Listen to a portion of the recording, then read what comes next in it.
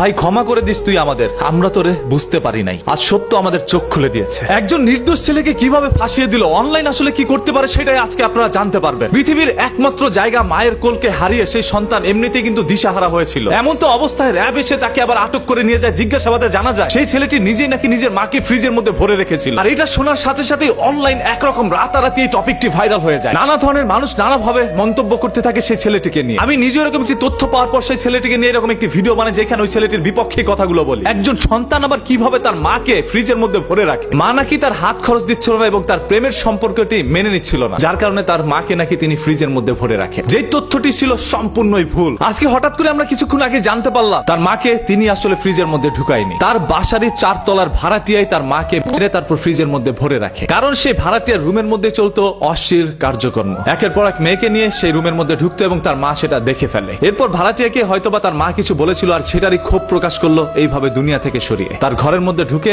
তার মাকে শ্বাসরুদ্ধ করে ফ্রিজের মধ্যে ভরে রাখে। এরপর তার ঘরের আলমারি থেকে শুরু করে প্রত্যেকটি আসবাবপত্রের মধ্যে তারা আঘাত করে, ছিন্ন ভিন্ন করে তার ঘর থেকে হাতিয়ে নেয় টাকা পয়সা। অন্যদিকে তার সন্তান ফেসবুকের মধ্যে পোস্ট করতে থাকে, আমার মাকে হারিয়ে আমি একরকম দিশেহারা। তিনি নিজে আবার আইন শৃঙ্খলা বাহিনীর আশ্রয় নেয়। আইন শৃঙ্খলা বাহিনীকে জানায় আমার মাকে কে যেন ধরে নিয়ে গিয়েছে। তিনি তখন নিজেও জানতো না তার মা কোথায় রয়েছে। পুলিশ এসেই তার ঘরের মধ্যে তল্লাশি করে ডিপ ফ্রিজের মধ্যে তার মাকে খুঁজে পায়। এরপর সন্দেহজনক ভাবে তার ছেলেকেই নিয়ে যায় ধরে। একরকম জিজ্ঞাসাবাদে র‍্যাবের কাছে তার সন্তান সবকিছু নাকি প্রকাশ করে দেয় যে নিজের মাকে নিজেই নাকি ডিপ ফ্রিজের মধ্যে ভরে রাখে। আর সামাজিক যোগাযোগ মাধ্যম যে কতটা ভয়ঙ্কর, একজন নির্দোষ মানুষকে কিভাবে দোষী সাব্যস্ত করে সেটারই বাস্তব প্রমাণ এখন মিলেছে। হ্যাঁ, এরকম ভাবে আমাদের বাংলাদেশের অসংখ্য মানুষকে কিন্তু রাজাকার হিসাবে আখ্যায়িত করে এই দুনিয়া থেকে বিদায় করে দেওয়া হয়েছে। সেইগুলো আপনাদের সামনে একের পর এক ভেসে আসবে। আপনাদের সবার কাছে একটা বিনীত রিকোয়েস্ট করবে, এই ভিডিওটি তাড়াতাড়ি শেয়ার করে দেন যাতে করে প্রত্যেকটা মানুষ জানতে পারে এই ছেলেটি আসলে নির্দোষ। হ্যাঁ, তবে কোনটা সত্য কোনটা মিথ্যা এখন পর্যন্ত কিন্তু ভাই আমরা কেউ ক্লিয়ার নয়। আবার দেখা যাবে যাদেরকে এখন সন্দেহজনক ভাবে ধরে নেওয়া হয়েছে এরা আবার দেখবেন এক পর্যায়ে গিয়ে বলবে ভাই আমরা তো মারি নাই, মারছে আরেকজন। তারপর এরাও আবার নির্দোষ প্রমাণিত হতেও পারে। তাই কোনো কিছু সম্পূর্ণভাবে জানাজানি হওয়ার আগেই সেটা নিয়ে নিউজ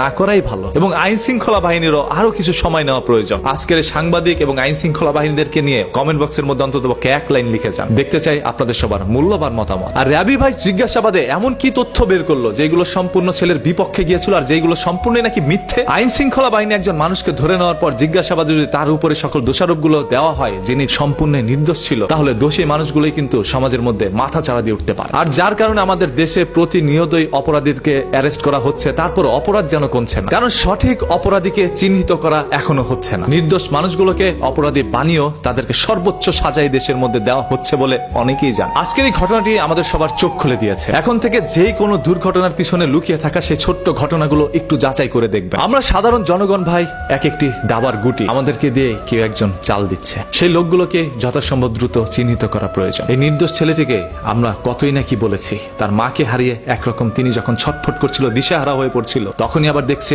পুরো জনগণ তার বিপক্ষে। আজকে তার কাছে কিভাবে আমরা ক্ষমা চাইতে পারি? ক্ষমা চাওয়ার কোনো ভাষা কি আপনার কাছে রয়েছে? পুরো কমেন্ট বক্সটা আজকে উন্মুক্ত এবং আপনাদের সবার কাছে একটা রিকোয়েস্ট, এই ভিডিওটি শেয়ার করে দেন যাতে করে সত্য তথ্যটা মানুষ জানতে পারে।